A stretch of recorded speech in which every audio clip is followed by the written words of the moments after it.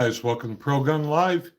Today is Saturday, May 17th, 2025.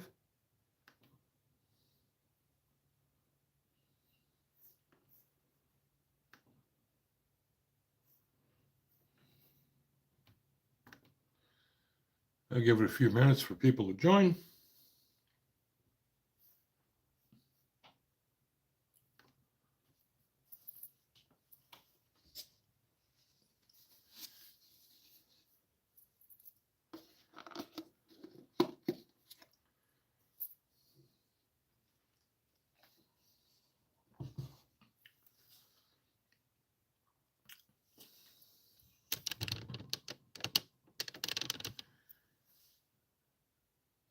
It's a beautiful sunny day here today in East Tennessee.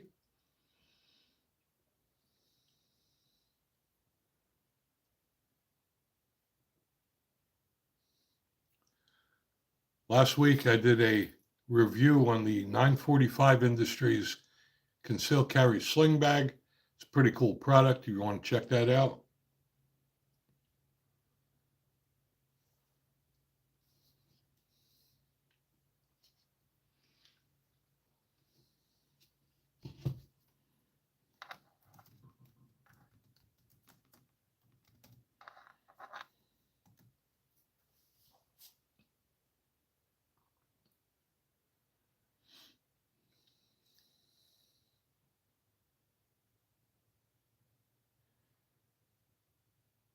I also did a range review last week of the Ruger RXM. I put 500 rounds through it. It performed flawlessly, so you may want to check that video out as well.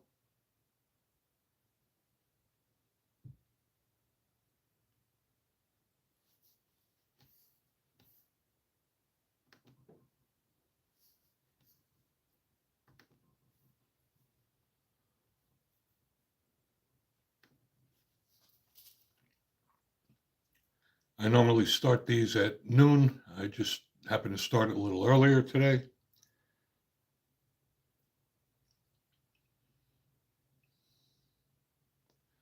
I also have some reviews I'll be doing this weekend of some cool products, so you may want to check them out as well.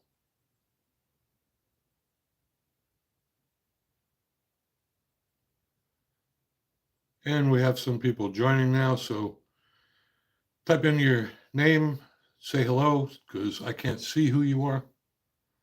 It only shows me the number of people that are viewing right now.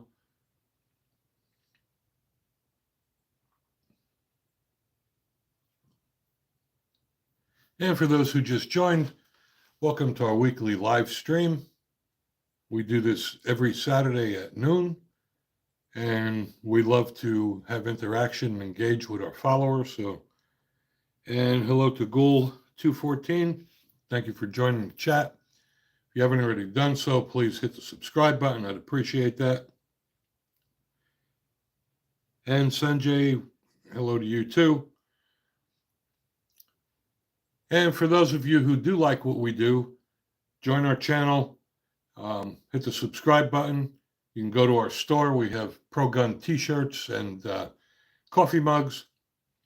We have some people here. I've had people ask me a few questions, so I thought everyone could benefit from this. And these are two things every gun owner should know. People ask me, what's the difference between castle doctrine and stand your ground? And that's a very good question. And unfortunately, those terms are used interchangeably, but that is not correct. They're two completely different things. So I will explain them both. And as a gun owner, you should know what they mean before the situation arises. So we'll start off with the castle doctrine. Castle doctrine is a law that allows you to use deadly force if you feel your life is in imminent danger in your home, place of work, or your vehicle. Most states do have a castle doctrine law. Where they get confused is the stand your ground law. That is totally different from castle doctrine, and not all states have that. The stand your ground law allows you to use deadly force anywhere you have the legal right to be without the duty to retreat. Now, before moving to the great state of Tennessee, we used to live in New Jersey. And New Jersey is one of the states that still does not have a stand your ground law, which is a little confusing because now that they issue concealed carry permits, you can get a permit to carry a firearm, but you still have the duty to retreat if you can safely do so. So it's a very important distinction between the two of them. One is strictly for your home, and the other one is anywhere you have the legal right to be, as long as you're not in the commission of a crime. So I just wanted to get that out of the way because I did have a few people asking me, and I thought it would be worth mentioning on the chat here. I appreciate everybody taking time out of their busy day to join us. We love the interaction with our viewers and subscribers, and we've been having pretty good dialogue. So this is for you guys. If you have any questions you want to ask or have any comments you want to make, as long as they're firearm related, please feel free to enter them in the comments. If I don't get to acknowledge everyone or answer your questions, I apologize. It's very difficult to see all the scrolling messages and catch everybody. So what I'm going to do is I will put my email address in the chat. And if I do miss your question, or you may have a question that you don't want to ask publicly, you can send it to my email. So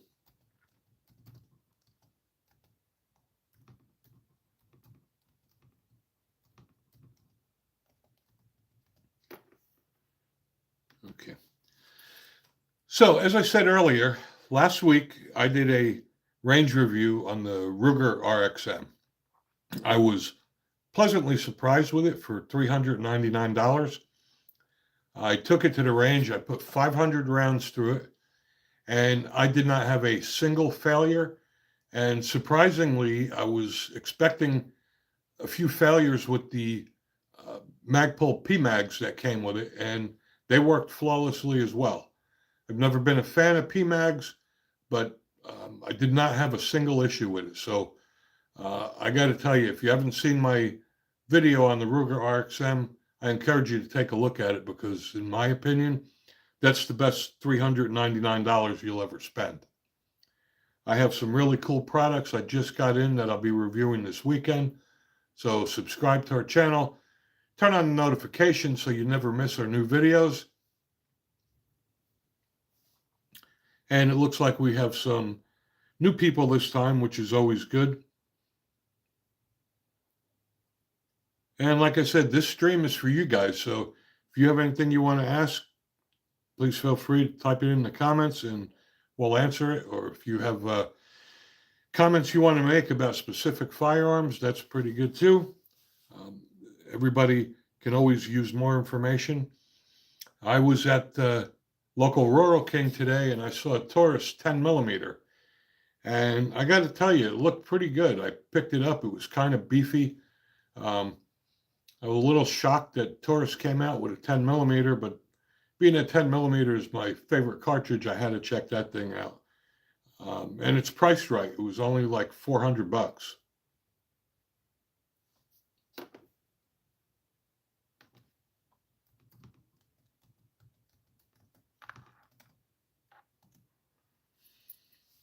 I also did a review of the new Zalissi Otter Pro last week. You may want to check that out. I think out of all the optics I've reviewed for under $200, that is definitely the best bang for the buck. I'd put that up against my Hollow Sun any day. The lens is crystal clear. It's great quality, and they're very good company to deal with. So check that video out too. And we have 31 people on now, so I appreciate it if you just type in hello or your name so I could acknowledge you.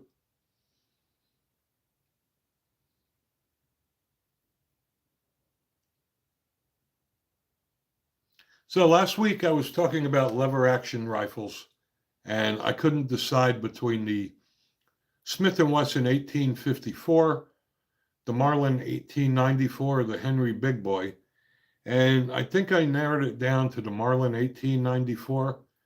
Fortunately, you can't go wrong with any of them, but the Marlin is just a classic, and I like the walnut checkered wood on it. It's priced around the same as the Henry. Not sure the Smith & Wesson is worth $300 more. So my decision came down between the Marlin and the Henry. I do like the Henry Big Boy, but I like the checkered wood on the Marlin better. So eventually, when I do get a lever action, I probably will go with the Marlin. And last week, I reviewed I'm never going to answer that question.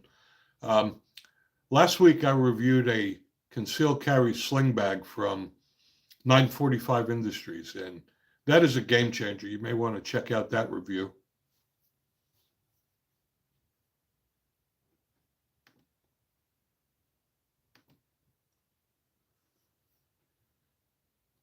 And again, to those who just joined us, please subscribe to our channel. I'd greatly appreciate that. Turn on notifications so that you'll be notified every time we release a video. I release at least one video every week. And for those of you who are new to the live chat here, due to popular demand, we do these live chats every Saturday from noon to 1. And depending on how much dialogue there is here, sometimes we extend it. And this is for you guys. It's your opportunity to ask questions or talk about firearms related products. It's always good to get someone else's opinion.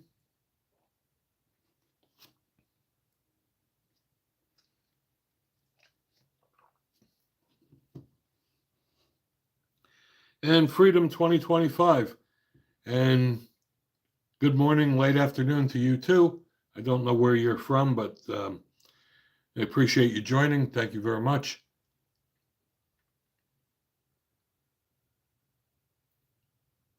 Love having you guys here every week. I really enjoy having the dialogue with my viewers and subscribers. Jacksonville, Florida. Okay. So you're in the same time zone as Tennessee.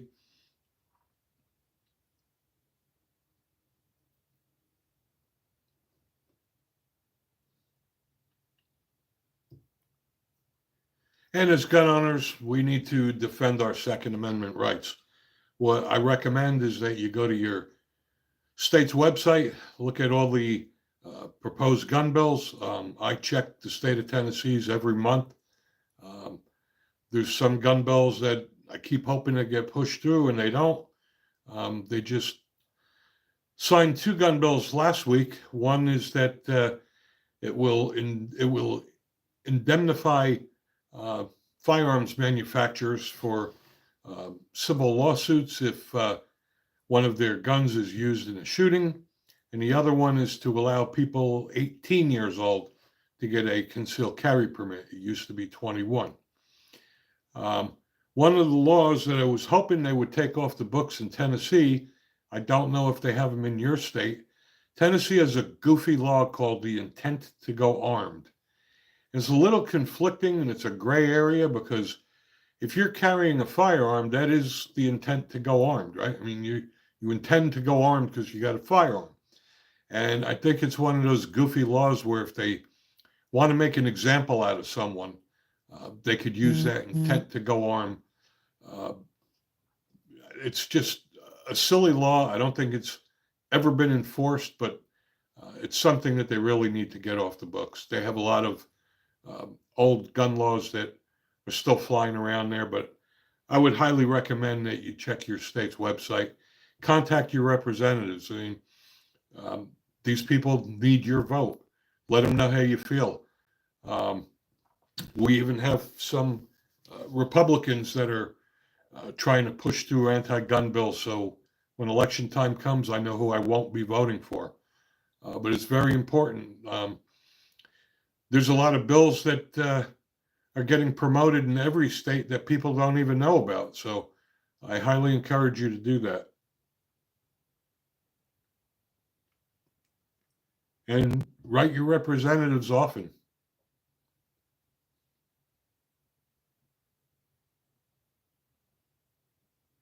Fortunately, in the state of Tennessee, we no longer need a carrier permit to open or concealed carry, and it doesn't only apply to residents of Tennessee.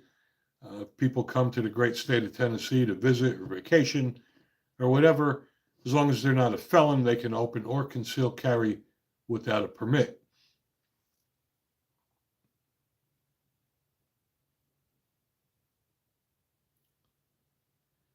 And for those that are here, I'd appreciate it if you guys can type in the state you live in. I like to know what state people live in, just because of the gun laws are so different state to state.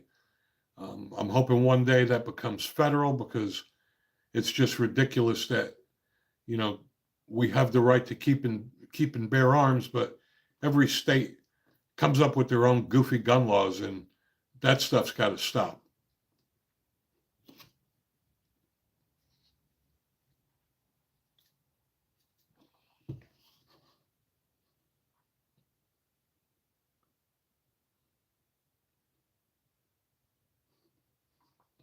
When we first moved to Tennessee, in order to get a concealed carry permit, my wife and I had to take a 8-hour class, and we had to qualify with our firearm on the range, and it went from that to nothing. I'm not really happy about that. I guess if I had to choose, I'd rather have less gun laws than more. But if the person next to me is carrying a gun, I really want to know that they're qualified.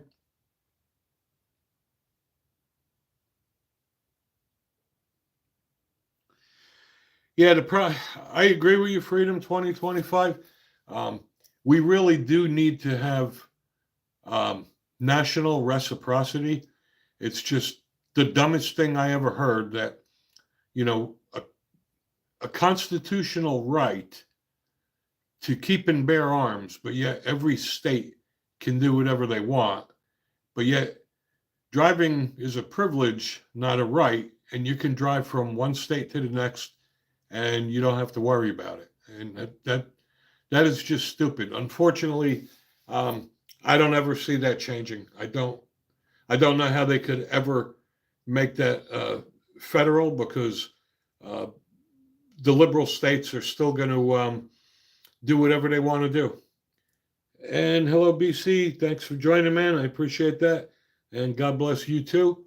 And like I said, I love having all of you guys here. This is a fantastic thing. I love the interaction we have. And every week people ask more and more questions, which is always a good thing. Yeah, everybody doesn't know everything about everything. So sometimes other people's point of views are very helpful.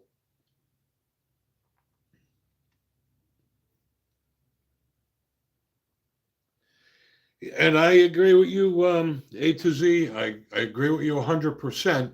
But the problem we still have is that you have these liberal states that come up with their own jerked off laws. I mean, look what they're doing in Colorado right now. Colorado is almost impossible now to buy a firearm, and Hawaii is just as bad. And yeah, it should be uh, national, but it's never going to happen. You have states like Illinois. The governor of Illinois is just a lunatic, and I don't ever see that going away. Unless we have Supreme Court justices that rule in our favor, we're going to have to deal with this forever. I just don't see constitutional carry ever happening in my lifetime, because the liberal states are going to just do whatever they want, and it'll get tied up in court for years and years. I've said all along, we have a lot of old Supreme Court justices and their lifetime appointments. What they really need to do is take all of these pro Second Amendment justices that are ancient and make them all retire and replace them with a justice that's like 30, 40 years old. And then our rights will be protected for 30 years. But it doesn't seem like that's happening either.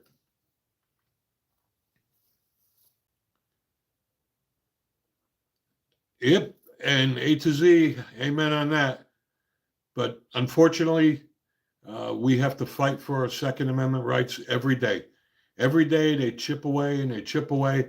And believe me, like I said earlier, everyone should go to their state's website every month, and you would be surprised at how many gun bills are being promoted. And you need to write your representatives, and we have to stop this nonsense because if you just stay complacent and do nothing, you're going to wake up one day and your gun rights are going to be gone, regardless of what the Constitution says.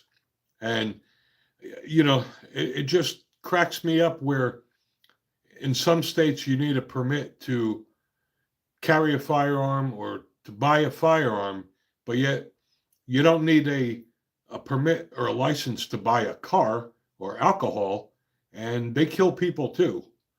So it's just ridiculous.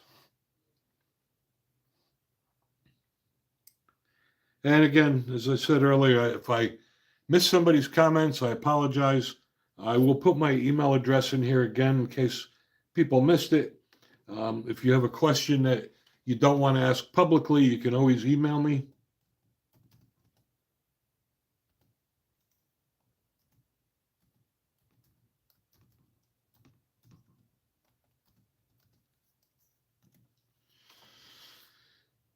And like I said, this chat is up to you guys. Whatever you want to ask, you have opinions on firearms or gun-related topics, don't be shy. There's no such thing as a stupid question. We don't all know everything about everything. And sometimes you may be thinking the same thing someone else is, only nobody asked the question.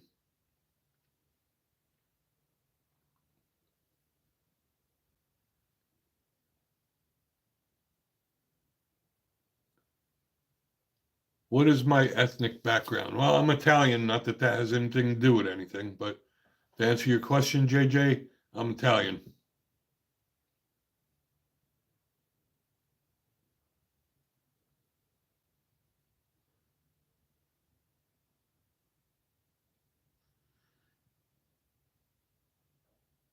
Yeah, the right to self-defense is absolute, and I agree wholeheartedly. But I'm telling you, we still need to fight and defend our Second Amendment rights. They chip away at them every day. And welcome to Shane. Thank you for joining.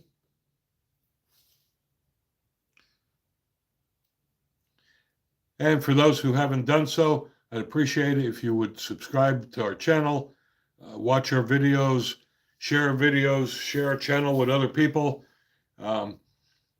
We're a very small channel, and I can't afford to spend money out of my own pocket every month to buy guns. So the only way I can purchase guns is the monetization through the channel, and that depends on you guys.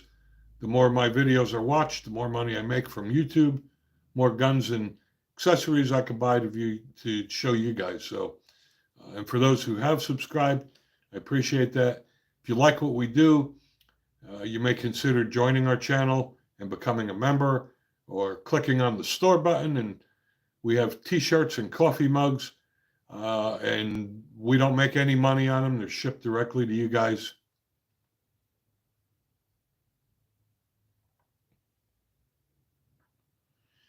And Revolvers Are King, welcome back. Yeah, sorry about that, Shane, living in California.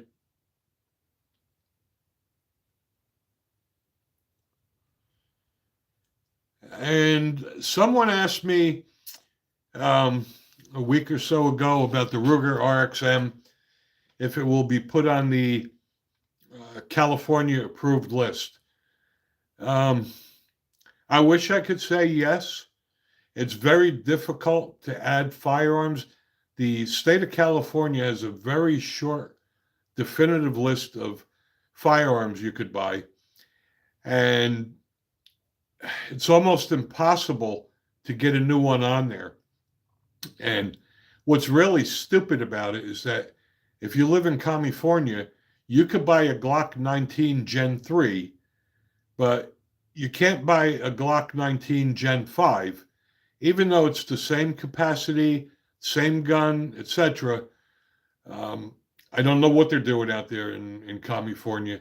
It's almost like, if you have an AR-15 in California, you have to have the bullet hole button so that you need a tool to remove the magazine. It's just stupid.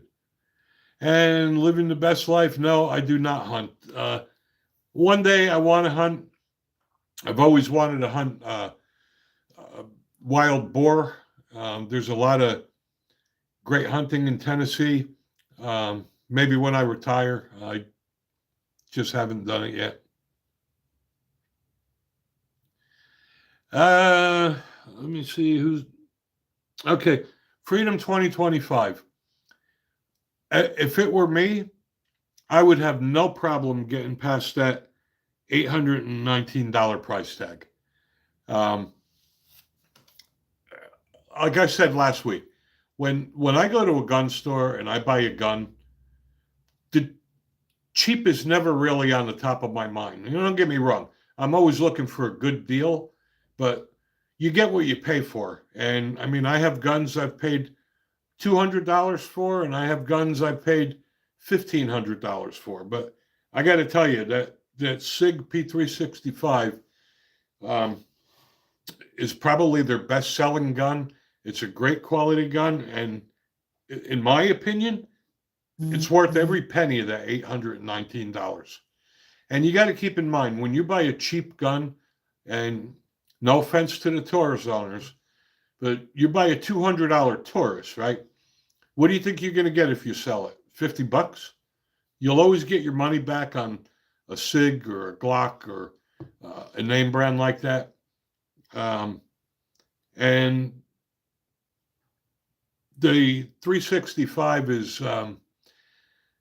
does not have as much negative publicity as the 320.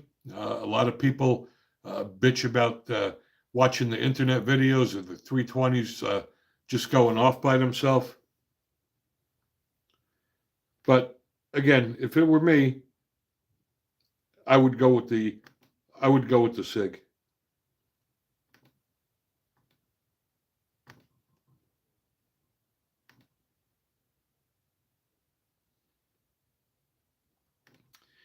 And welcome, John. Thanks for joining.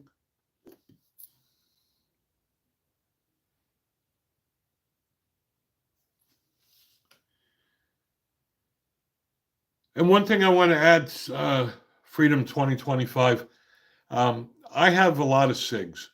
And it seems like the problem with SIG, if you go to their website, there are so many flavors and variations.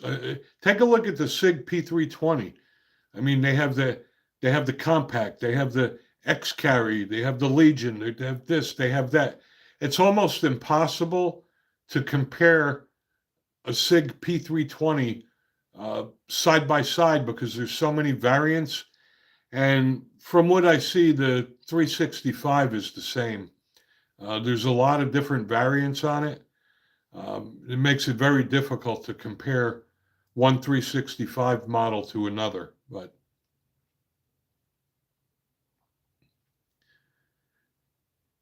And I don't know if they did the same thing with the 365 that they did with the 320.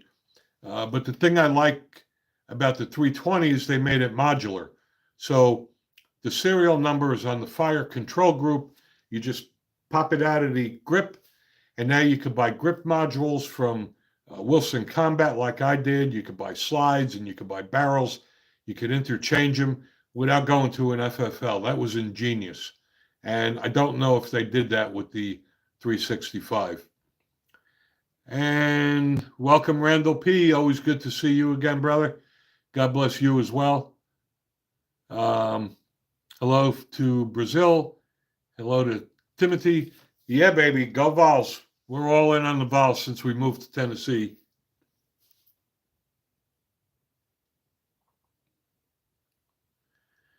Yep, The Taurus TX22 is really a great plinker.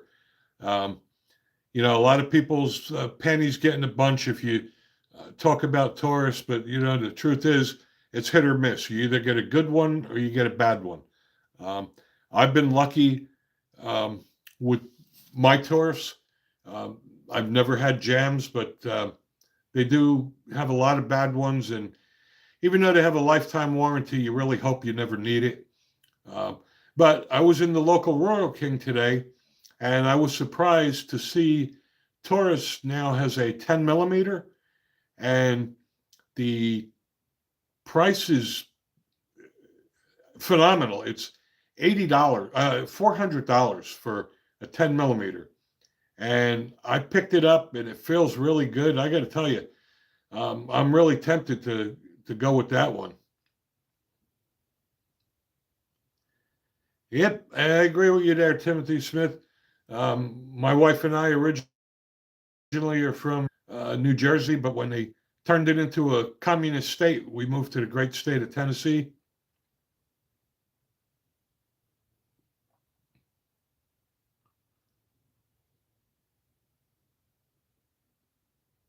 And to answer the question about ammo, yes, everybody should reload their own ammo. I've been reloading for years, thanks to a good friend of mine. His dad passed away 12 years ago, and he had a RCBS rock chucker in the garage, and he asked me if I wanted it. He sent it to me. Even though it's single stage, I've reloaded thousands of rounds. You don't build the ark after it starts raining, and the government can't control the guns, but they can control primers and ammo. And damn Skippy about badass Jersey, baby. So my recommendation is if you have the funds to reload, but people have been asking me about reloading. And one thing you need to keep in mind is when you first get started at reloading, the initial expense is a little steep, and it's not as cheap to reload now as it used to be before the pandemic. Brass is expensive, bullets are expensive, primers are expensive, reloading equipment is expensive.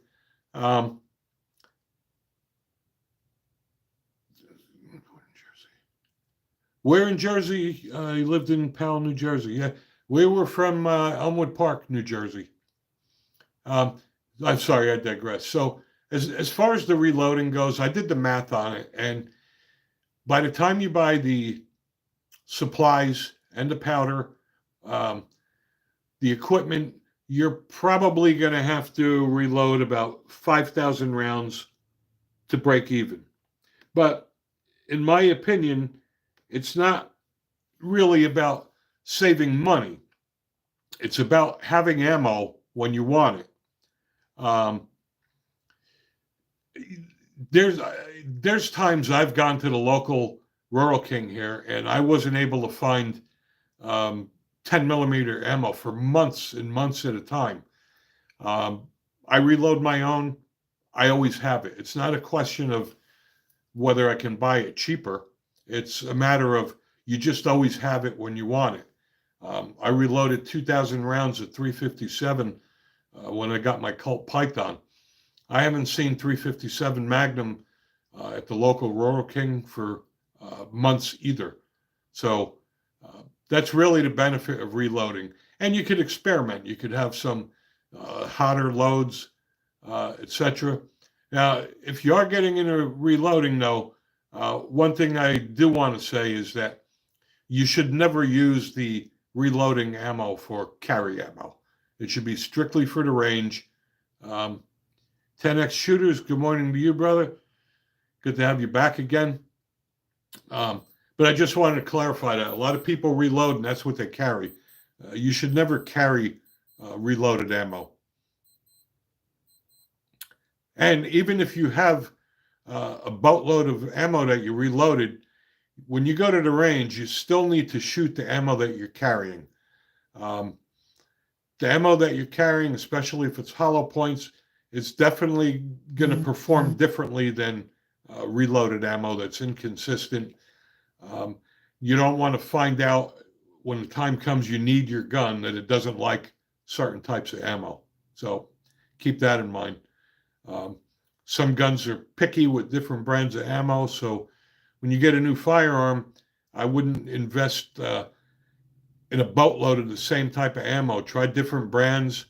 I had a Kimber that I got rid of after 2 weeks, and it was really, really finicky with ammo. Yeah, stocking up on the components. See, uh, I don't I don't reload 9mm anymore because I can go to the local stores here for $9.99 a box uh, any day of the week and buy 9mm. It's just not worth the trouble. Um, Primers before the pandemic, a box of 1,000 primers was about $40. Now a box of 1,000 primers is about $100. Powder is 3 times what it used to be. And on top of that, now they have this bullshit hazmat charge. Um, when you buy primers and powder now, they charge $35 hazmat fee, which is really, really ridiculous. So you find a good deal on powder that's $25 and you're paying a $35 hazmat fee. That's the government. And like I said, they can't stop the guns, but what they can do to control us is they can regulate the consumables. They can uh, charge astronomical fees for purchasing powder and primers where you can't get them or you can't even afford to reload anymore.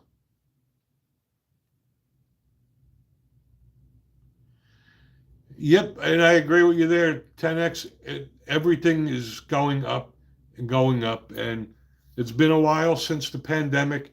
Ammo has gone down a little bit, but guns haven't. I don't I don't see the price of firearms going down anytime soon.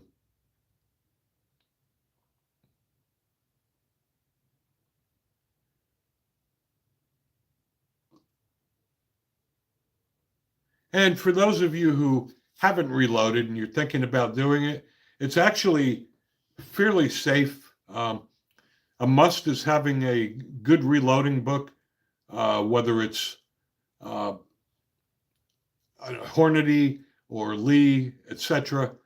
Um, if you follow the instructions and you use the right amount of powder for the right weight bullet, it's almost impossible to make a mistake.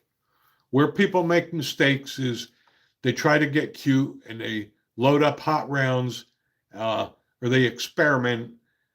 That's where they have a problem. But if you follow the reloading guide and you're using the right powder, the right amount of powder for the uh, right weight bullet, um, like Rusty Shackelford said, it is as easy as baking a cake.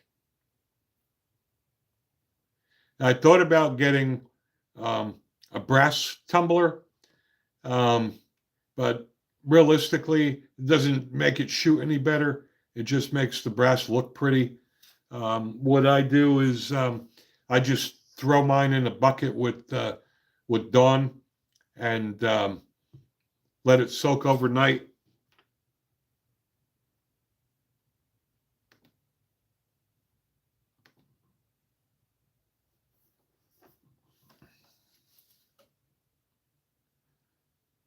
I do not get lower back pain when I'm firing, but I do get lower back pain from carrying.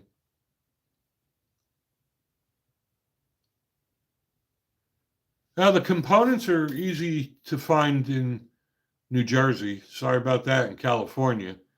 Um, but yeah, you could find them, but they're still expensive. And good morning, Julio. Appreciate you joining. Again, I appreciate everybody that's joined today for taking time out of their busy day. I really enjoyed the interaction with you guys, and um, it's just great to have the dialogue and having people ask questions. There's no such thing as a dumb question. Um, the worst thing you could do is not ask and make a mistake. So we're all here to help each other.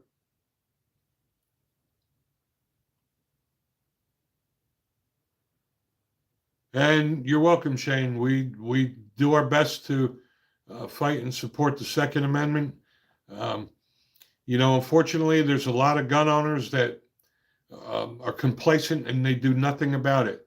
Um, I was at the NRA convention last year in Dallas and had the privilege of listening to President Trump talk, and he had an interesting point. Gun owners don't vote. I mean, when you think about it, just the gun owners alone could have changed the election. And gun owners need to stick together and vote the left leaning lunatics out.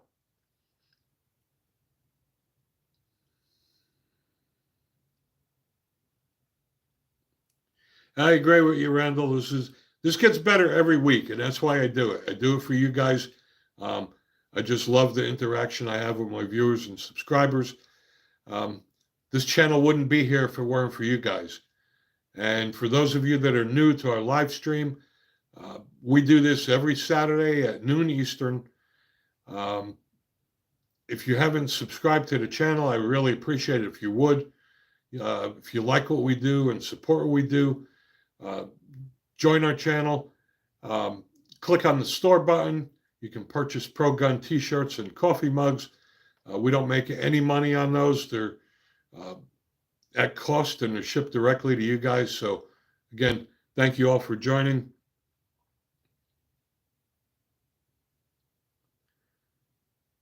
Yep, USA for sure, Alex.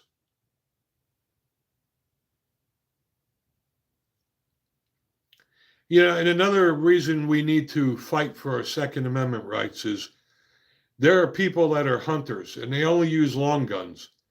And they don't care when they come out with gun laws that restrict people purchasing handguns or carrying handguns. Their logic is, well, I don't care. Doesn't apply to me. I only go hunting and I only use a shotgun. Well, it does matter. And we really need to fight for our Second Amendment rights. I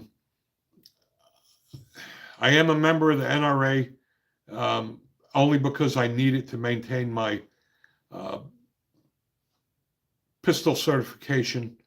In my opinion, I think Gun Owners of America is doing a better job, but it is what it is.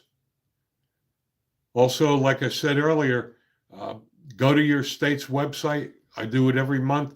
You'd be surprised how many gun bills are getting presented every month that you don't even know about. And James, I just bought a Kel-Tec 2000 Gen 3. Okay, I'll give you my opinion, James. This is not to hurt your feelings or anything, but for that price, the Kel-Tec Sub 2000 Gen 3 is a bargain. I had a Kel-Tec Sub 2000 Gen 2. For what it is, the Kel-Tec is a great gun. Made in the USA. It's got a lifetime warranty. And you can't beat it for the price. And I think even at $340, it's a great value. My only complaint about the Kel-Tec is that the feed ramp is made out of plastic or polymer. And over time, it is going to melt or wear down. So I also didn't like the fact that the Gen 2 folded end over end like that, so you couldn't put an optic on it. And they fixed that with the Gen 3. I did buy the Smith & Wesson M&P folding pistol carbine. And I got to tell you, if you put them side by side, I think the Smith & Wesson is a better value for 500 and change than the Kel-Tec is. But if you don't have the extra $200, the Kel-Tec is still a great gun.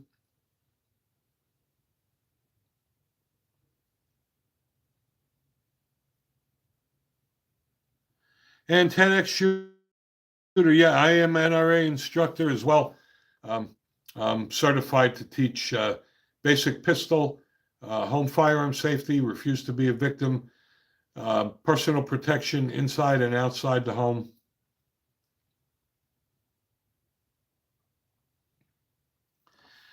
Freedom 2025. Okay, that is a great question about USCCAA.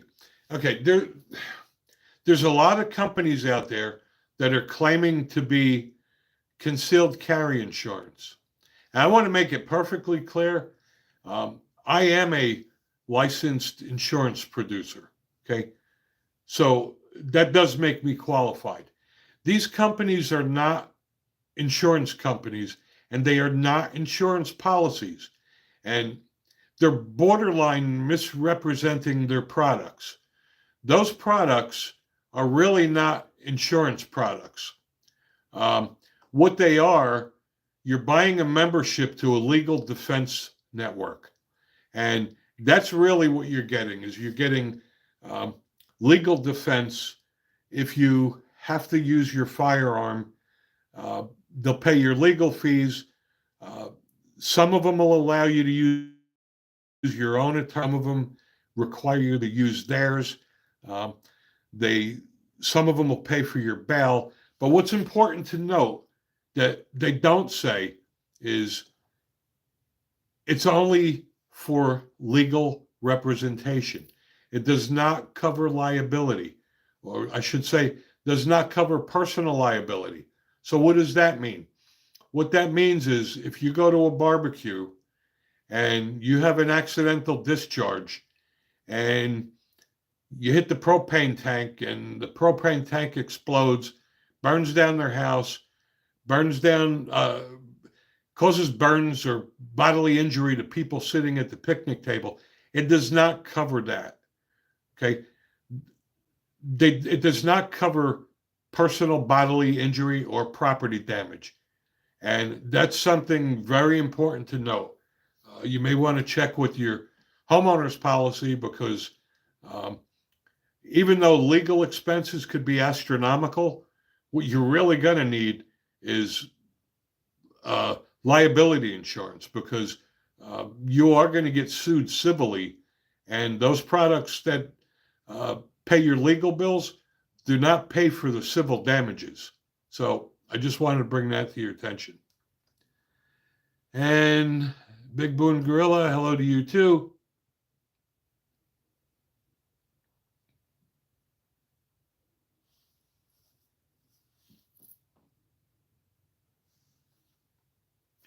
And again, welcome to those who just joined. I appreciate that. It's a beautiful day here in Tennessee. If the weather's nice where you guys are, I'm sure there's a lot of other things you could have been doing with your time, and we appreciate that you chose to be here with us. So thank you again.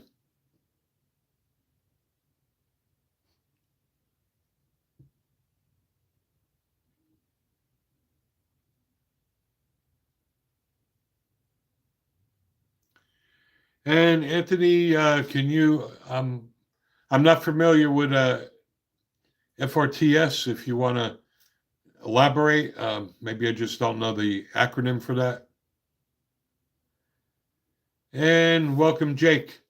I love when we get on the best caliber subject. I find it very entertaining. Personally, there is no best caliber. The best caliber is what you shoot well with. And it's all about shot placement. If you can't shoot for shit, it doesn't matter what caliber you're carrying.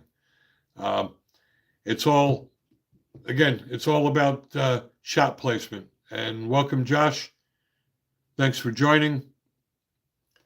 Now, I have preferred calibers, and my preferred caliber is 10 millimeter or 45 ACP, but that doesn't make them the best.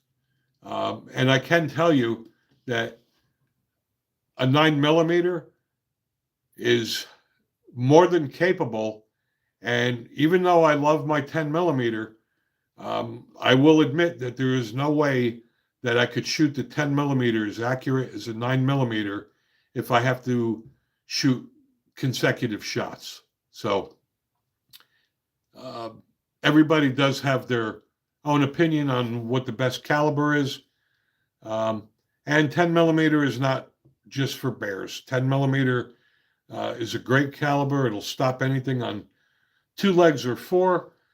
And for those of you that don't know, the 40 caliber, for some reason, people like them. Well, what they did was they took a perfectly good 10 millimeter and they neutered it because the FBI agents couldn't control it. So that's where the 40 caliber came from. They took a 10 millimeter, they cut down the neck, and it became a 40 caliber. And that's why they used the same magazine. But no, a 9 millimeter cannot beat a bear. The reason for that, Jake, is because the bear has a lot of fatty tissue and extremely tough muscle mass. And a 9 millimeter is not going to penetrate through a bear, regardless of shot placement. The Alaskan tour guides, they use the Glock 20 10 millimeter, and that is a great gun. 40 caliber with a bear, I would not say a 40 caliber with a bear. And Grossminer, I'll answer your question in a minute. A lot of people have the misconception that a 40 caliber is a 10 millimeter short. That, in theory, it's true. A 40 caliber is nothing like a 10 millimeter. If you shot a full grain 10 millimeter buffalo bore, that is nothing like a 40 caliber. The power and penetration of a fully charged 10 millimeter is far superior than 40 caliber.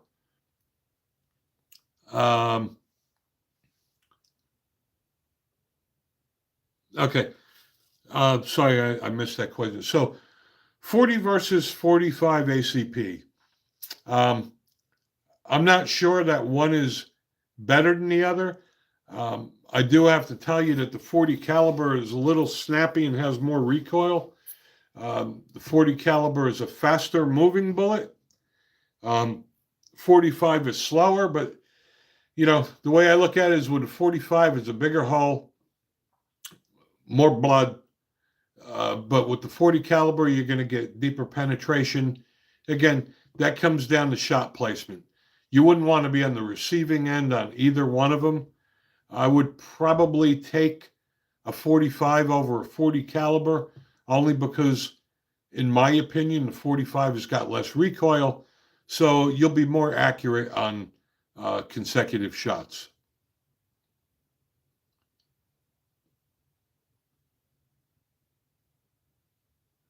And I have not seen or shot a Glock Model 45. Glock does a lot of goofy thing with their model numbers that drives me insane. Take the Glock 17, for instance, right? They call it a Glock 17, and it shoots 17 rounds. And then they come out with a Glock 19, and you would think the Glock 19 would hold 19 rounds, but it holds 15. They just do goofy things with their model numbers. But I haven't found a Glock I didn't like. I used to be a Glock poster child, but I got to tell you, even though Glock's got a great reputation, it's been around a long time. They set the standard on polymer frame guns. They're not the only game in town anymore. They're not the only gun that's going to go bang. And I think that they're just very dated. And there's a lot of guns out there now that are just as good, if not better, for the same or less money. My favorite handgun, I would say my favorite handgun is my Colt Python Combat Elite. I love that gun. I've always wanted one, and it's a great gun. I love all the guns I have, but if I had to pick a favorite, I would say it's the Colt Python Combat Elite. 3-inch barrel. I do carry it from time to time. And that is why I got the 3-inch barrel. 4-inch barrel's a little bulky for carrying.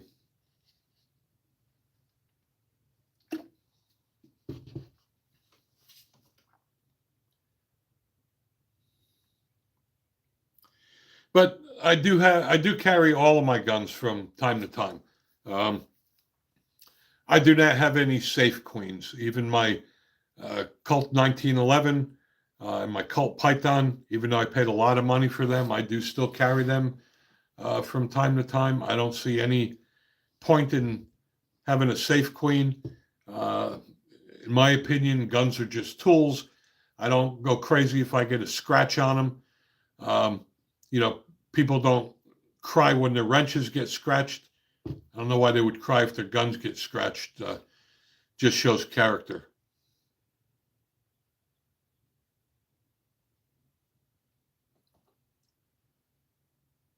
Well, 10 millimeter wouldn't be my first choice for a bear, but if I had to have a backup, it would be a 10 millimeter, and that's why the Alaskan tour guides use the Glock 20 10 millimeter as their backup firearm. At 10 millimeter, like I said, we'll stop anything on 2 legs or 4. And I'm glad that 10 millimeter made a comeback. 10 years ago, 10 millimeter was dying. And now almost everybody makes a 10 millimeter.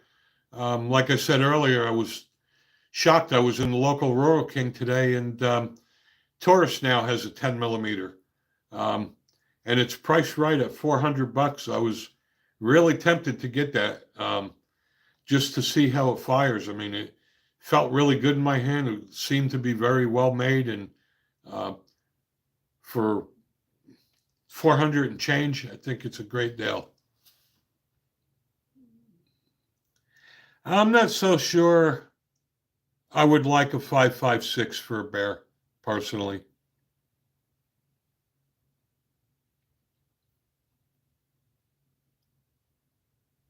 But that's me. I don't hunt. The 223 Wild, that is a great build. I actually wanted to do one of those. Instead, I decided to go with a 300 Blackout, but you can't go wrong with the 223 Wild. It's a great gun, and I came very close to building one, but I went with the 300 Blackout instead because on Black Friday I got a deal from Bear Creek Arsenal on the 300 Blackout lower. It was $170. I just couldn't pass it up for that price. And the 300 Blackout uses the same magazines as the 223 5.56. So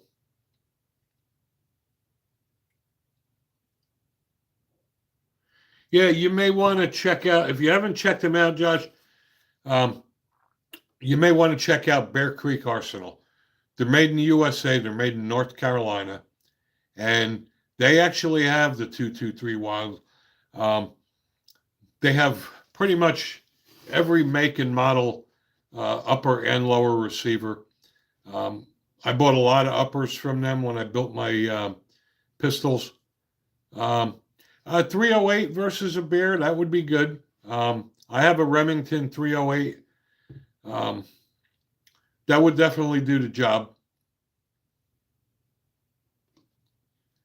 Again, it's always about shot placement, especially on a bear. If you're going to shoot a bear, you're definitely going to want to shoot him in the skull because some of those big boys got a lot of fat and a lot of muscle mass, and it's tough to penetrate all through that.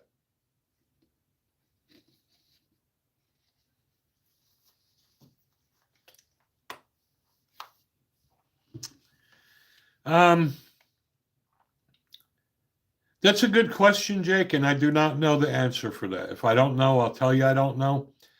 I don't really know what a 308 compares to. I think it's a unique cartridge. I'm not a big rifle guy. I don't have a lot of caliber rifles. I always wanted a bolt action. I always wanted a 308, so I got a Remington bolt action in 308. I like it a lot, but I really don't know what other rifle caliber compares to that. And thanks for your answer there, Shane, because I just don't know.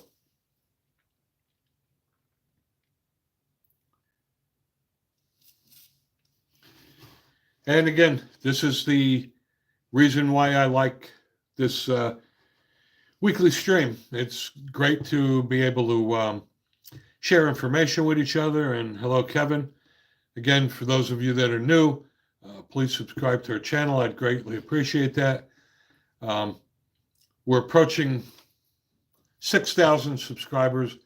My goal is to have 10,000 subscribers by the end of the year.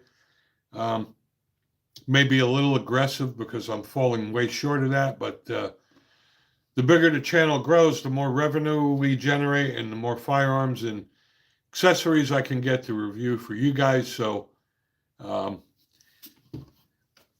yeah, Josh, do we have bears down in Tennessee? Oh, hell yeah. There's a ton of bears in Tennessee, but fortunately in Tennessee, we only have black bears, and for the most part, the black bears are very harmless, I should say. They're really not aggressive unless they have cubs with them or you sneak up on them. Unfortunately, as far as the bears go, they've been developing so much in Tennessee that the bears are getting forced out of their habitat. And like in Gatlinburg, it's not uncommon now to see lots of black bears walking the streets because, their home is getting smaller and smaller and they have nowhere to go. But in general, the black bears are not really aggressive. They try to avoid humans if they can.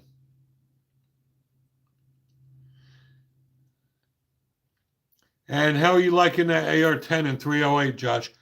I always wanted to build an AR-10. I may do that one day in 308. I bought the upper and I built the 300 blackout. I do have a 308 bolt action, but I always wanted to build the AR-10 pistol in 308. So that may be next on my list. Being that Bear Creek Arsenal has great deals on upper and lower receivers. They're pretty affordable, so I may revisit that. Yes, I have heard of Silencer Central. Personally, I'm not a fan of silencers. I don't see what the point is unless you're only using it at the range or for hunting, but I carry all my guns and I don't see the logic, and you're definitely not going to use it on a carry gun. And I cannot show any firearms on a live stream. YouTube has a very strict policy on that, and they make it perfectly clear. You're not allowed to show or display firearms on a live stream. And I did that by mistake once because I didn't know, and they killed my live stream. And if I do it again, they'll probably shut my channel down. So no, I can't do it here, but you can watch the videos I have on my YouTube channel after you subscribe. And I have a lot of videos with firearms. Yeah, I get the muzzle control and I get the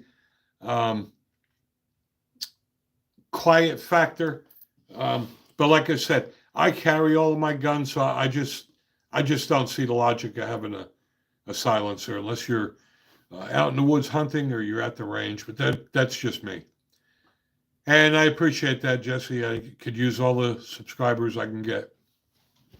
We're not as big as the channels, but like some of the subscribers that join us every week pointed out last week, what they love about our channel is that we do this weekly live stream and we do have our interaction, and I like having a relationship with our viewers and subscribers, and a lot of the bigger channels don't do that. It's a great way to share knowledge and discuss things amongst each other and support the Second Amendment. And yes, Shane, we do this every Saturday at noon Eastern.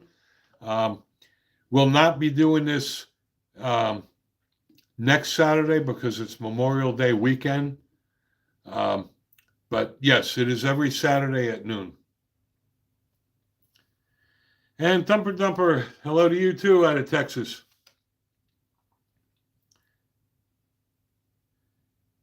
And Eshkar, respect you too, dude. Thank you.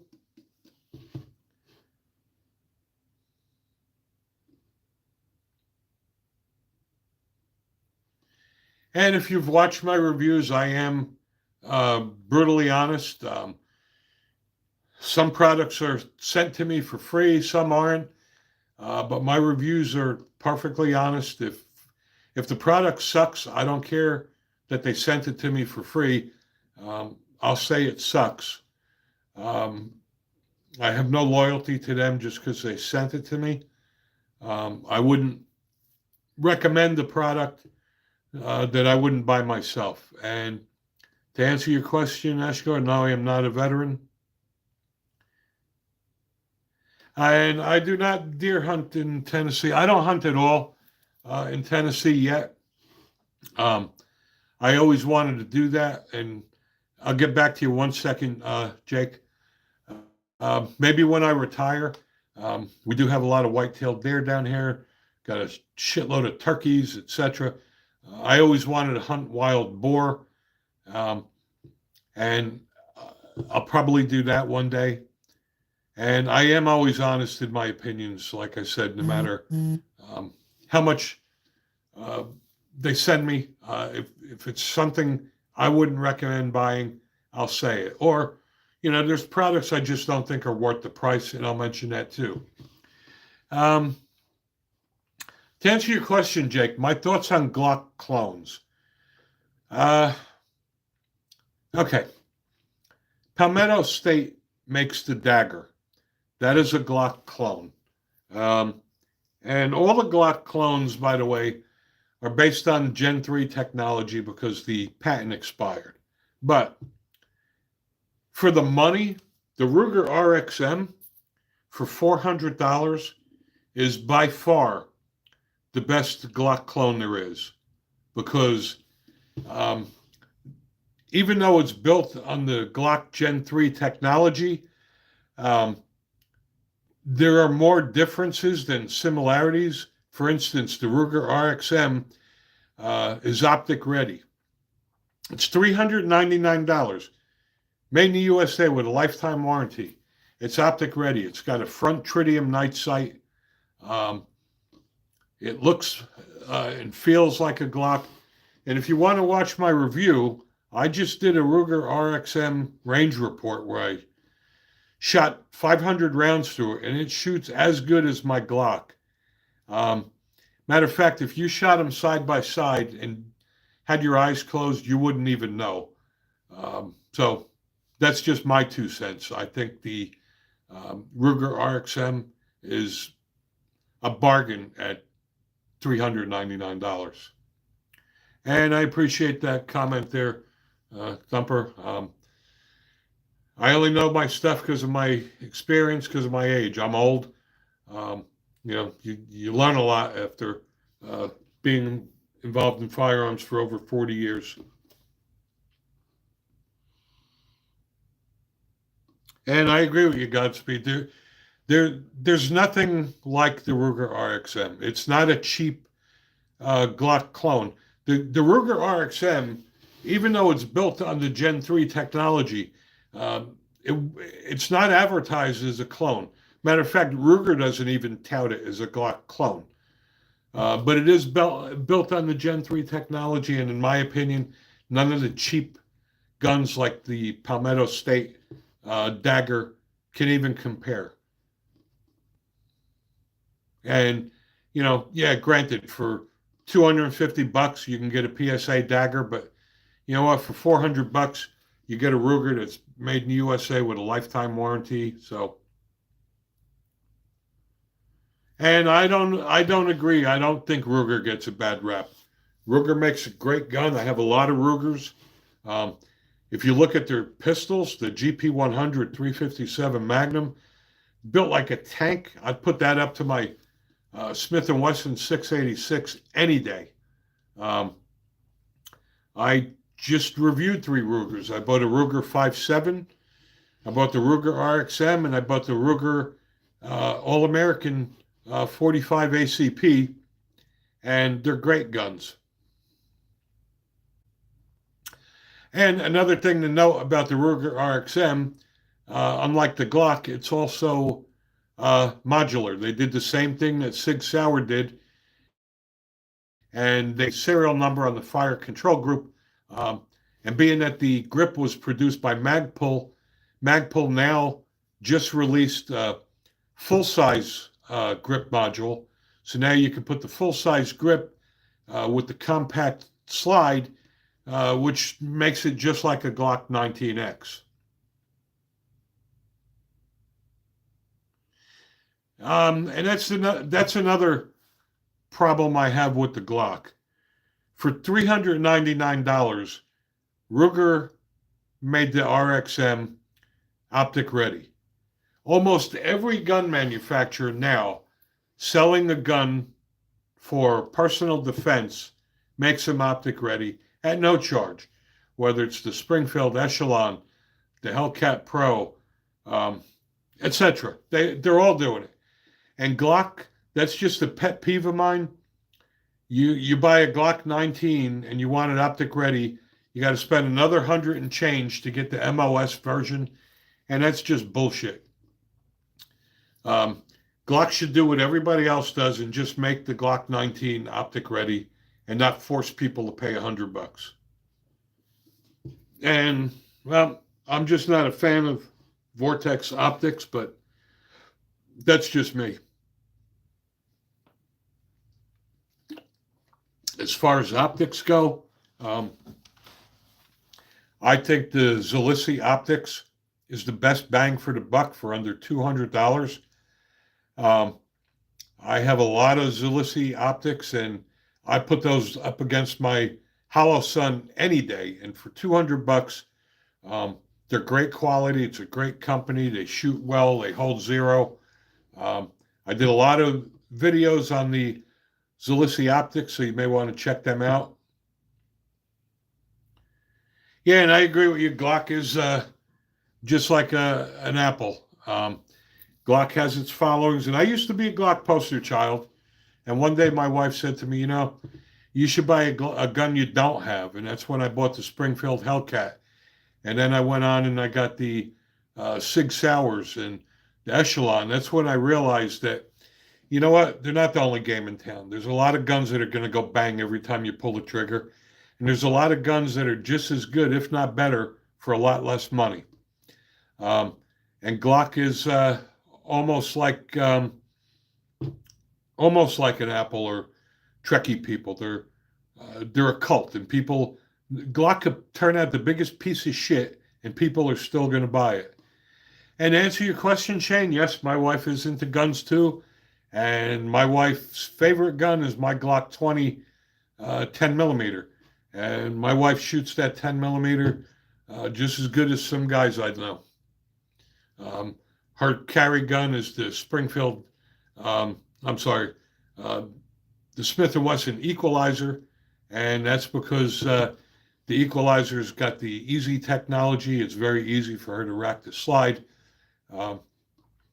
Most of the guns I have, especially the 10 millimeters, the slide is very difficult for her to rack. But the Smith & Wesson incorporated that easy technology into the Equalizer and the shield, and you could literally, with 2 fingers, rack that slide. So it's great for people that don't have the strength, and it's great for people with arthritis or handicaps, etc. All right, Godspeed. About your SIG 365 and the Jam Terrible. First of all, how many rounds was that? A lot of guns have a break-in period of 300 to 500 rounds. So you can't always criticize the gun. And was it only one specific type of ammo or different kinds of ammo? Because when I had a Kimber, my Kimber was very finicky with ammo. Um, and there was a lot of ammo that it didn't like. So, in all fairness, if you haven't put 300 to 500 rounds through it, I would give it a little time.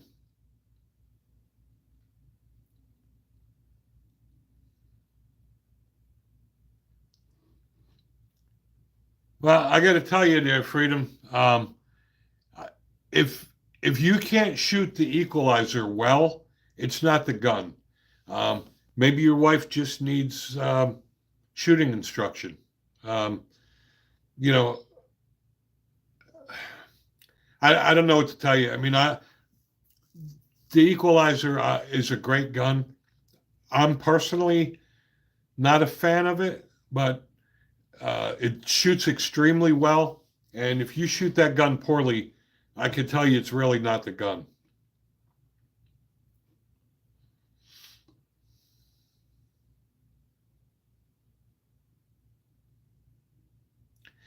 And again, the problem with guns is uh, I own a lot of guns, and I have certain guns that I just shoot better with. Doesn't make the gun bad, but I have a Sig P320, and even my wife agreed. Out of the box, that's probably the best shooting gun I have. And other people may have a different opinion. Everybody has a favorite gun. And if you own multiple guns, I'm sure you'll agree. Everybody's got a certain gun that they just shoot better. And it could be because they shoot it more. When you own a lot of firearms, you can't take them all to the range. And, it just takes time. And I agree with you, Leaf. 99% of guns can outshoot the user. And that's 100% correct on that. If you could shoot, you could even shoot a shitty gun. I have, even cheap guns, I don't think I've ever had a gun that shot poorly.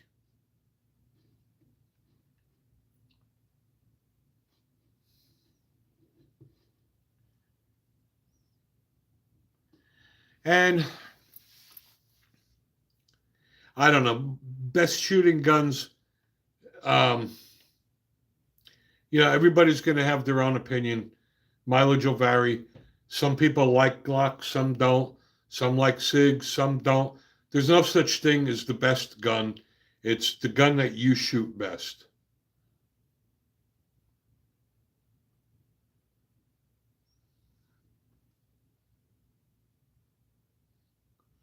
And I agree with you, D. Hendrick. A gun is a tool.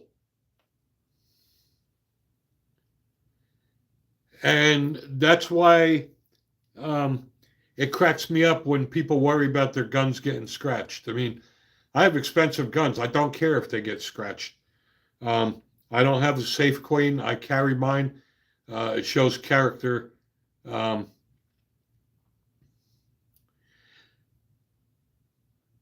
You guys are entering your. If I had to pick my favorite gun that I would carry regularly, I'd probably say my Springfield Echelon. Now, when I bought the Echelon, it was only available in full-size duty gun. It wasn't available in compact, and I would have gotten compact if it was available at the time. But in my opinion, the Echelon is the best shooting gun I have. The features on it are just phenomenal. 17 and 19 round magazines, tritium front night sight, optic ready. And what they did with their optic configuration is ingenious. You take the plate off, and there's a series of pins that are, it would allow it to accept up to 43 different optics without buying an adapter plate. It's a great shooting gun for the money. So if I had to pick one, I'd probably say the Echelon, even though the full-size duty one is a little bulky to carry. I carry it outside the waistband because in the great state of Tennessee, we could open or conceal carry, so it doesn't matter.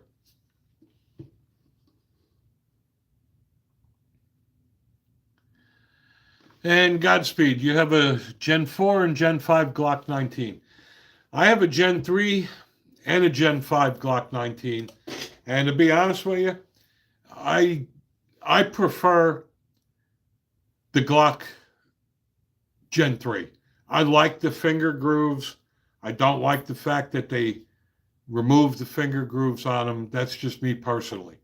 I do like the Gen 5, but personally, I still like the Gen 3. And Joshua Lake, you too must be reading or watching way too many YouTube videos about the SIG P320.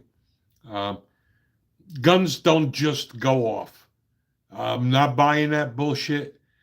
SIG addressed the problem and fixed it.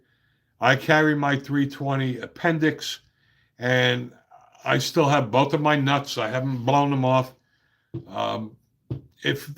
If you own a firearm that you're afraid to carry, then either you shouldn't own that firearm or you shouldn't be carrying.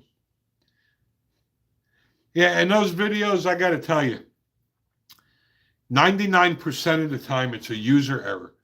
It happens while holstering or unholstering the firearm because they're not using a proper holster or they got their finger on the trigger. But anyway, I digress again. Again, if you have any firearm that you're concerned about carrying, then you shouldn't own the gun or you shouldn't be carrying, either way. Why do all of those negligent discharges happen in holsters? I'll tell you why. Because they're using a one-size-fits-many holster. They're not using a holster made for the gun, and they don't have proper trigger discipline. They pull the firearm out of the holster with their finger on the trigger. And that is the issue I have with the one-size-fits-all holster or accessories, because what it basically comes down to, one size fits all, is one size fits many poorly. And that is why I have a box like this full of holsters. And unfortunately, I have holsters for every firearm, inside and outside the waistband. And Shane, thanks for joining. Hope to catch you again next time. Yeah, the Gen 4 doesn't have the finger grooves like the Gen 3 does, though. I do like the 5, don't get me wrong, but I just like the finger grooves of the Gen 3.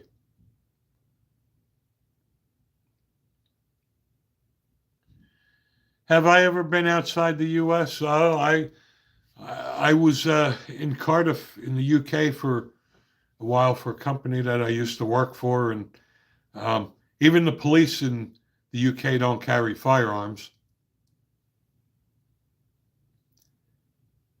Yes, the Gen 4 does have finger grooves, but they're not as pronounced as the Gen 3. The Gen 3 has been around a long time. Again, that's just a personal opinion.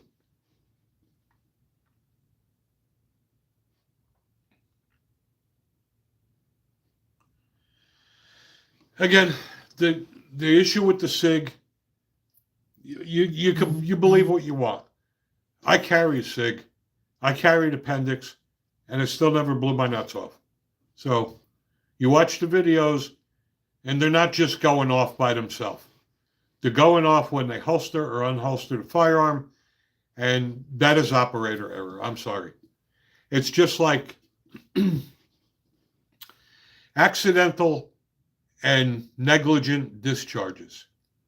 Accidental discharges is because there's something physically wrong with the gun that can't be prevented. A negligent discharge is because somebody's a dumbass. Like, you clean your gun and you don't know it's loaded and it goes off. That's not an accident. That's negligence. You have a gun that's loaded and you give it to your buddy and he pulls the trigger and he shoots himself. That's negligence because you're a dumbass. That's not an accident.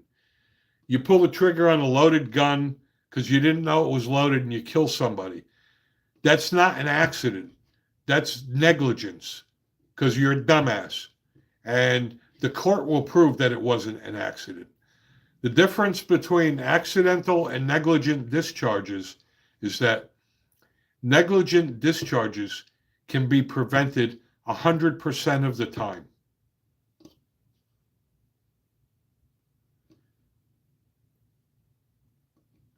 Because everybody jumped on the bandwagon. I could tell you, Sig Sauer did admit to having problems. That was years ago, and those problems have been fixed. And the government just selected the SIG P320 over the Glock to use in the military, and it replaced the Beretta. So if SIG was still having that problem, and if you went by law of averages, then a lot of people in the military will be getting shot or shooting themselves with a SIG. So, but anyway, you could have your own opinion on that. And yes, it has been fixed, but you're entitled to believe what you want.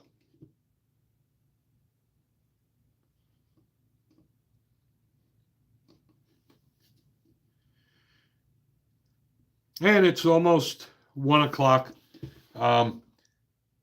Again, this is for you guys, so ask your questions and we'll try to answer them.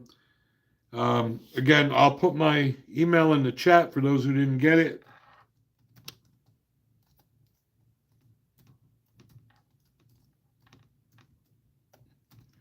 Some people may not feel comfortable asking a question in the forum. They may want to email me and I will answer your question. I agree with you, Freedom. Sig Sauer did prove in court that the 320 absolutely did not fire on its own.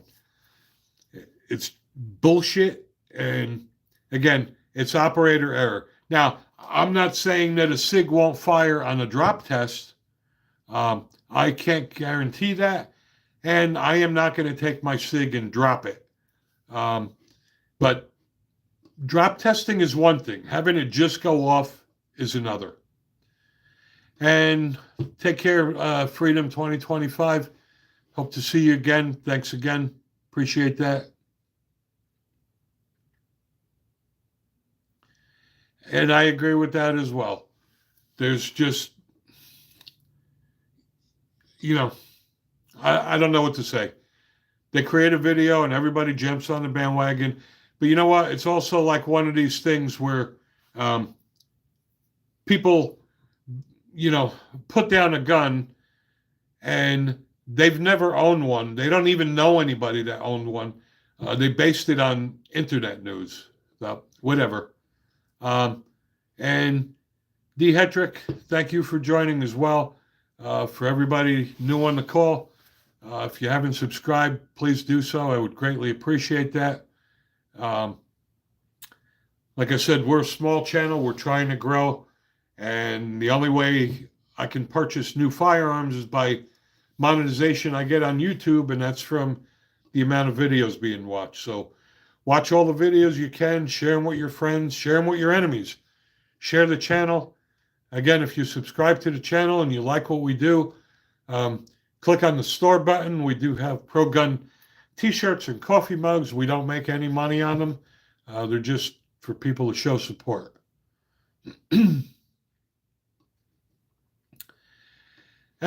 Jonathan, the better and best I have a problem with.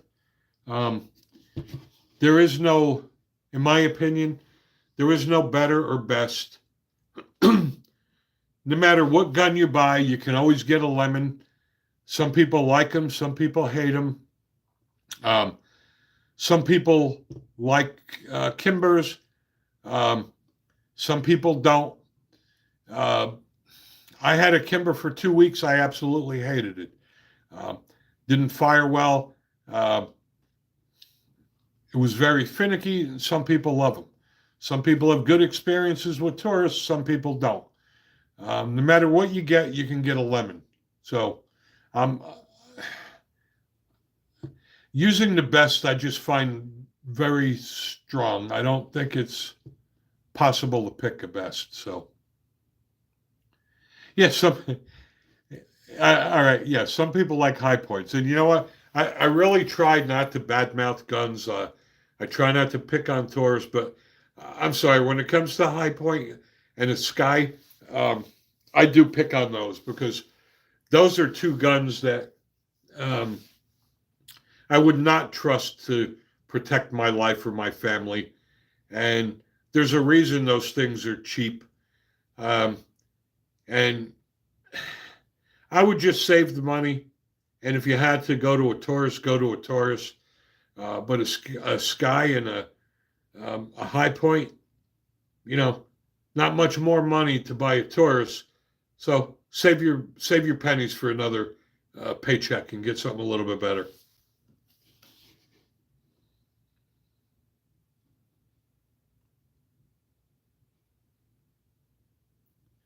You know, it's just like some people like Glocks, some don't. Um, that's why I don't really recommend someone to get a specific make and model gun. The best thing to do is go to your local range and rent it and shoot it. All right, because every gun is going to shoot differently.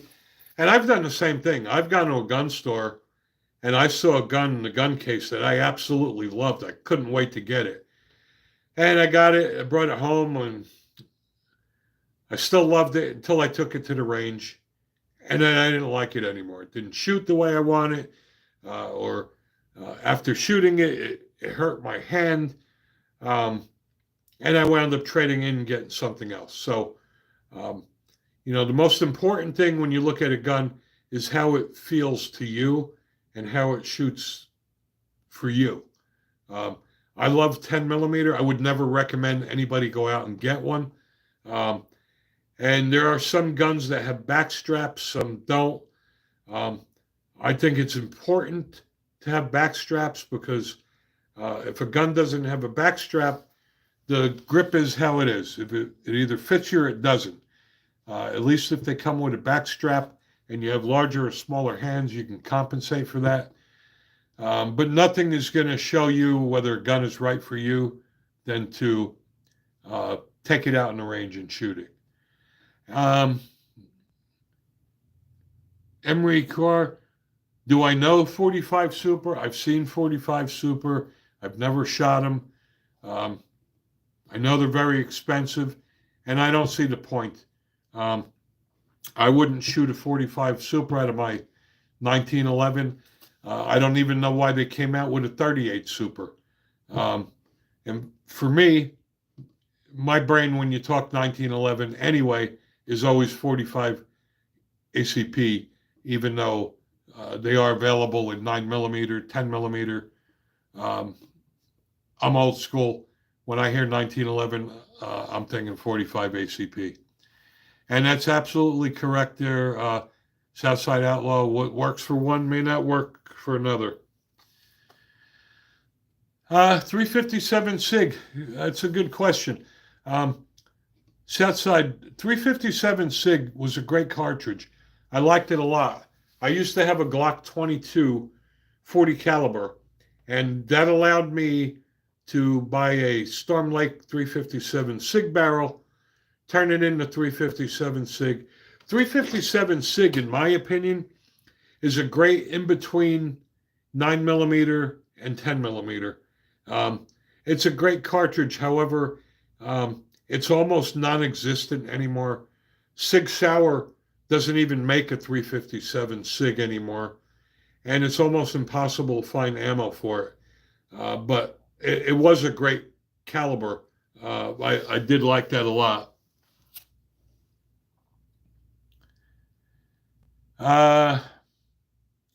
Limp Mode Garage, thanks for joining. TSIS 1911 is a great gun. Okay, you're using 45 ACP plus. Do I think it's as good as 10 millimeter or 44 Magnum? Okay, For a semi-automatic, a 10 millimeter is definitely more powerful than the 45. It's a faster moving bullet. It's going to penetrate deeper, hence a bigger wound cavity and more damage to vital organs and more bleeding. 44 Magnum is a totally different animal. I'm talking as far as semi-automatics go and excluding a Desert Eagle, which is just stupid. 10 millimeter is the most powerful semi-automatic cartridge. 44 Magnum is more powerful than a 10 millimeter, but you can't get a 44 Magnum in a semi-automatic. So we're not comparing apples to apples there. But kudos on the TSUS. I can tell you, the TSUS is a great quality gun for the money. Their 1911s are awesome. No, the 5.7 is not really stupid. It all depends again on why people bought it. I just bought the Ruger 5.7. I like it a lot. The 5.7 was designed to replace the 9 millimeter. It never happened. It is a NATO round. 5.7 has got a flat trajectory, so it doesn't drop off like a 9 millimeter. It's more accurate, doesn't have the recoil.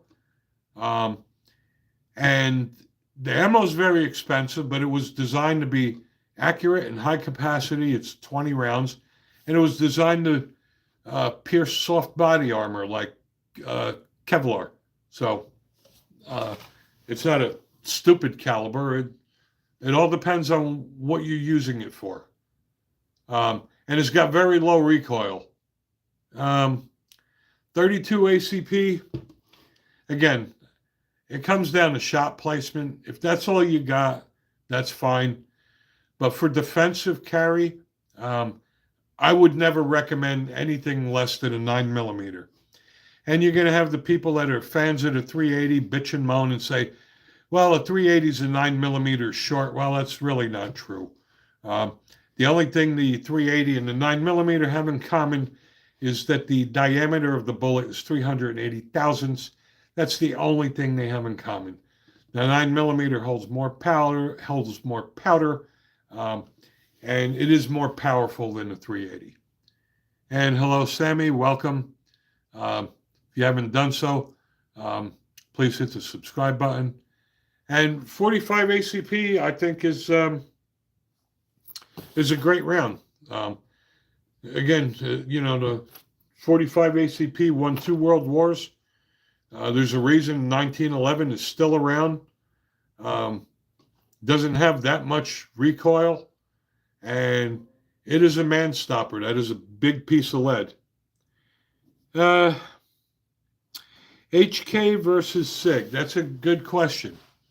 Heckler & Koch is a great gun, and so is Sig Sauer. I don't think it's really one better than the other. I don't think you can make a mistake with either one. And Limp Mode Garage, to answer your question on that, a hot 45 ACP or a 10 millimeter, it's still going to be the 10 millimeter. And if you get a hot 10 millimeter, like, Buffalo Bore, there is no way a 45 ACP is going to come anywhere close to that.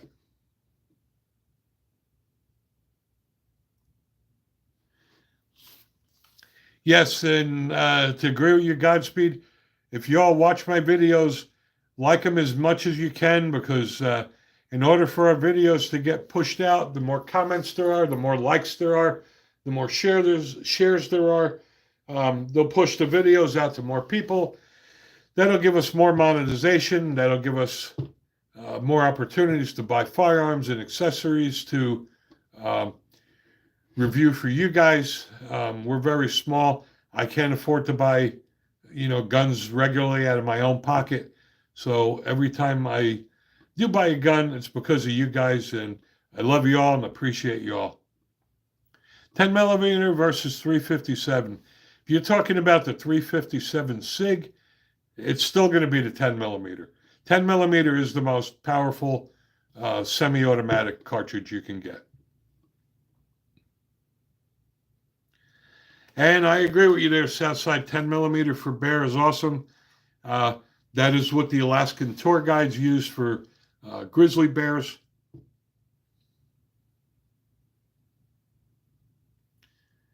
And NAHVR, thank you.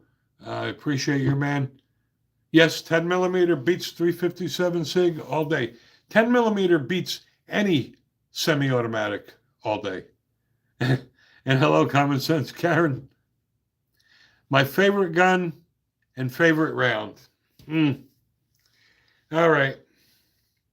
Well, if I had to pick, being that my favorite round is a 10 millimeter, I would pick my Glock 20.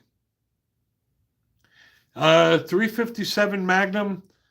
Hey, Michael, welcome. To answer your question about a 357 Magnum, 357 Magnum is very comparable to a 10 millimeter semi-automatic. So you can't go wrong with either one of them. I love the 357 Magnum. I like that you could shoot 38 Special or 38 plus P. I have a Smith & Wesson 686 and a Colt Python Combat Elite. So I do love 357 Magnum. Again, I'm sorry if I missed comments. It's very hard to watch them scrolling here.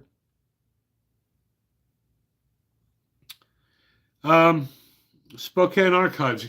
Yeah, that is just stupid. This is a typical example of liberal states overstepping their boundaries. They're making it harder and harder for people to get a gun. I live in the great state of Tennessee. When we first moved here, you needed to take an 8-hour class and you needed to qualify in order to get a carrier permit. And then 2 years ago, they changed the law where you don't need anything to carry. Now, I'd rather see less government regulation and more, but I still think that at minimum, they should take a firearm safety class. I mean, I just want to know if the knucklehead standing carrying a gun is at least competent.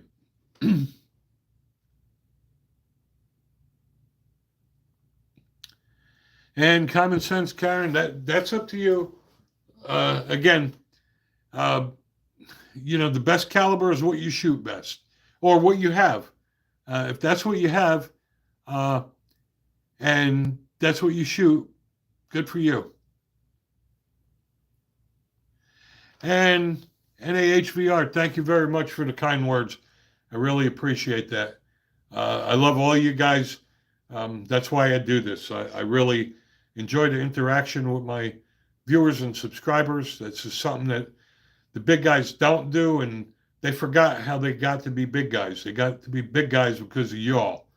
My channel a year ago had 1,000 subscribers, and I'm almost up to 6,000 now in 1 year, which is phenomenal. And my goal is to have 10,000 by the end of the year.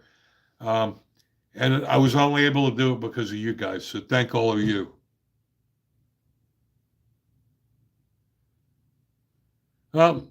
Again, Common Sense, Karen, as long as it works for you, that's fine. Comes down to what you shoot best. And like I said, if you can't shoot, it doesn't matter what you carry. And Sam Anime, thank you very much. Again, for those that are new to this live stream, we do this live stream every Saturday at 12 noon Eastern. We won't be doing it next weekend because it's Memorial Day weekend, but we do this every Saturday, and I'll continue Saturday. That's because I love spending time with you guys, answering questions. This is how we all learn. And thank you, Michael. I appreciate you as well.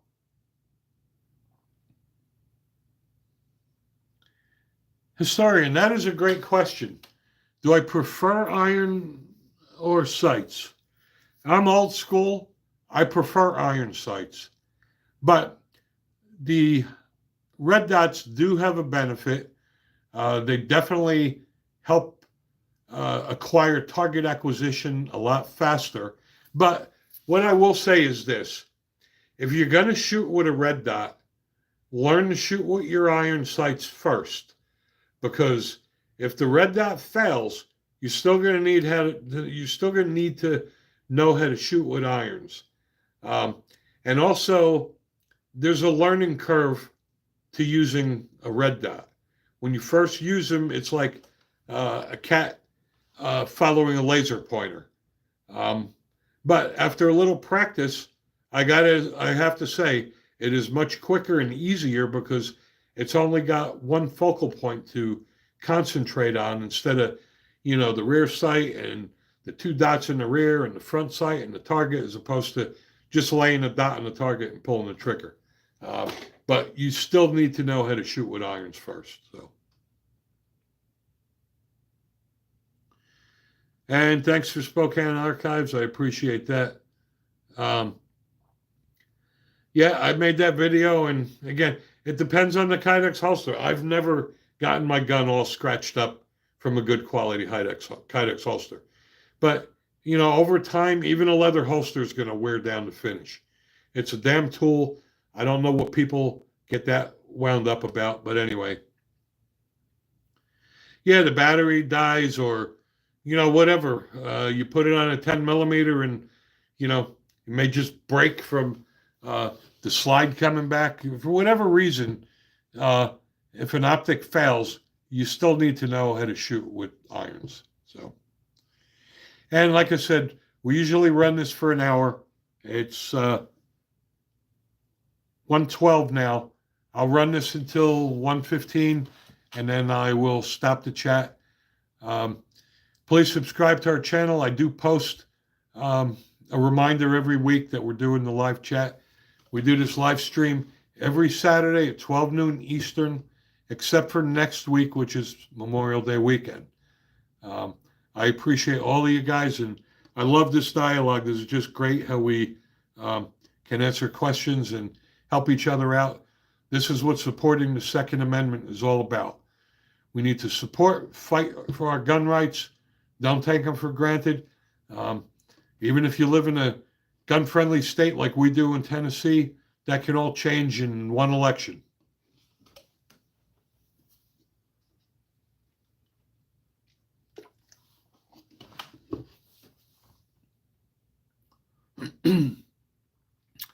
I did put my email address in the chat. Some people have a question that they may not want to ask publicly. You can ask me an email. And what do I do every day? Believe it or not, dear Spokane Archive, I am a computer geek, and that is what I do for my livelihood. Eventually, when I retire, I will be doing this full time, working on my pistol instructor business, and that's what I hope to do when I retire, something I love, and do nothing but firearms all day. But in the meantime, what pays the bills? I've been a computer geek for 40-something years, and that's what I do for a living every day.